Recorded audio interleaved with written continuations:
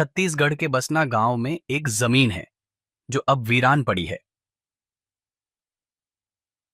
इसे लोग मौत की जमीन कहते हैं। कोई वहां जाने की हिम्मत नहीं करता।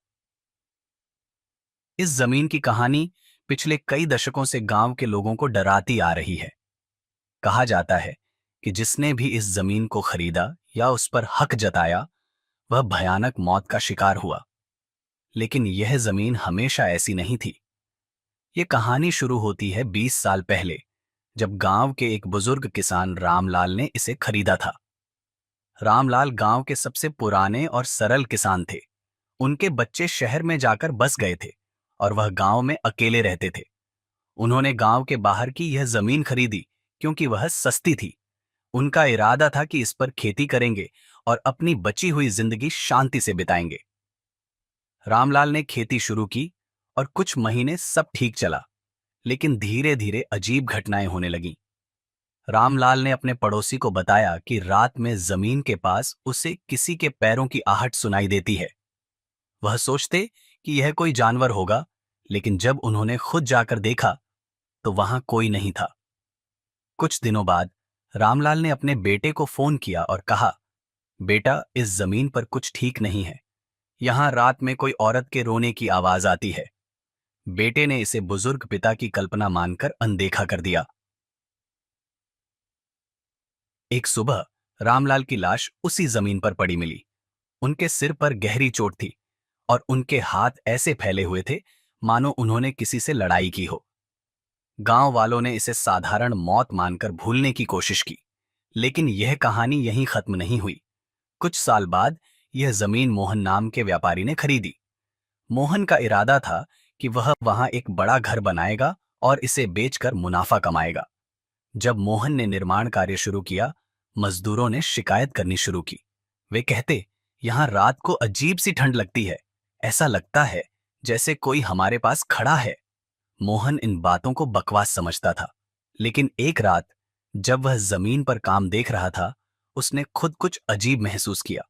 उसे लगा कोई उसके पीछे खड़ा है।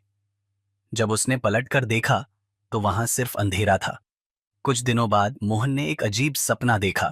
उसने देखा कि जमीन पर एक औरत उसे घूर रही है। उसके लंबे बाल थे और उसकी आंखें काली थीं।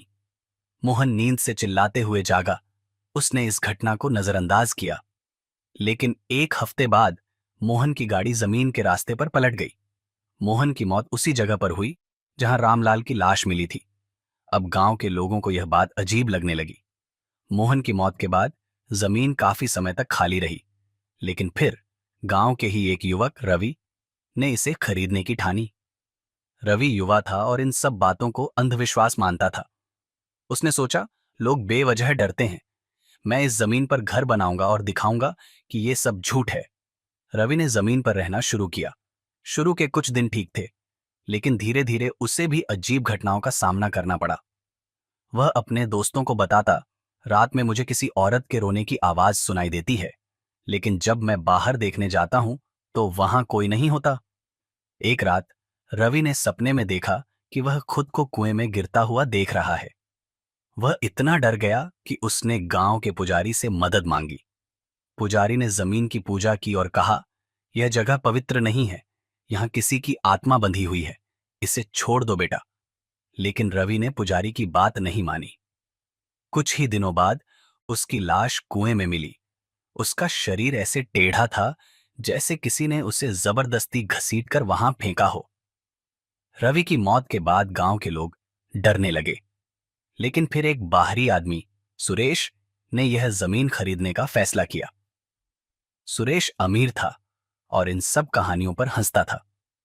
उसने गांव वालों से कहा, मैं इन झूठी कहानियों में यकीन नहीं करता, यह सब पुराने जमाने की बकवास है। सुरेश ने जमीन पर एक बड़ा घर बनवाना शुरू किया, लेकिन घर के निर्माण के दौरान कई मजदूर घायल हो गए। एक बार एक मजदूर ने रात में देखा कि कोई परछाई उसके पास से गुजरी। उसने डर के मारे काम छोड़ दिया। सुरेश ने इसे मजाक समझा, लेकिन कुछ रातों बाद वह खुद डरावनी घटना का शिकार हुआ। वह अपने कमरे में सो रहा था जब उसने खिड़की पर किसी के हाथ की परछाई देखी। उसने देखा कि एक औरत खिड़की पर झांक रही थी। उसकी आंखें काली थीं और उसके होंठ से खून टपक रहा था। सुरेश चीखते हुए अपने कमरे से बाहर भागा। अगली सुबह उसकी लाश घर के दरवाजे पर उल्टी लटकी हुई मिली। उसकी गर्दन पर गहरे नाखून के निशान थे और उसकी आंखें खुली हुई थीं। अब गांव के लोग इस जमीन को पूरी तरह से छोड़ चुके थे।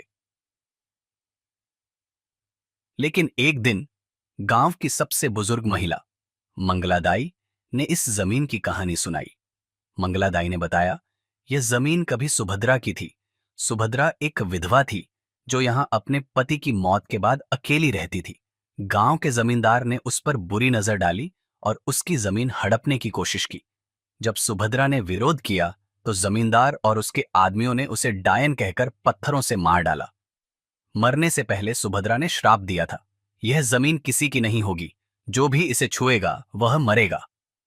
मंगलादाई ने बताया कि सुभद्रा की आत्मा अब भी इस जमीन पर भटक रही है। मां, आज भी वह जमीन बसना गांव के बाहर वीरान पड़ी है। कहते हैं कि रात के वक्त वहां से किसी औरत के रोने और हंसने की आवाज आती है। लोग बताते हैं कि बरगद का पेड़ ऐसा लगता है जैसे उसकी शाखाएं किसी को पकड़ने के लिए तैयार हों। कुछ साहसी लोगों ने वहां जाने की कोशिश की, लेकिन वे कहते हैं कि उन्होंने अजीब छायाएं और सिसकियों की आवाजें सुनी। गांव वाले अब उस जमीन की तरफ देखना भी पसंद नहीं करते। क्या आप उस अभिशप्त जमीन पर जाने की हिम्मत करेंगे? आपकी हिम्मत है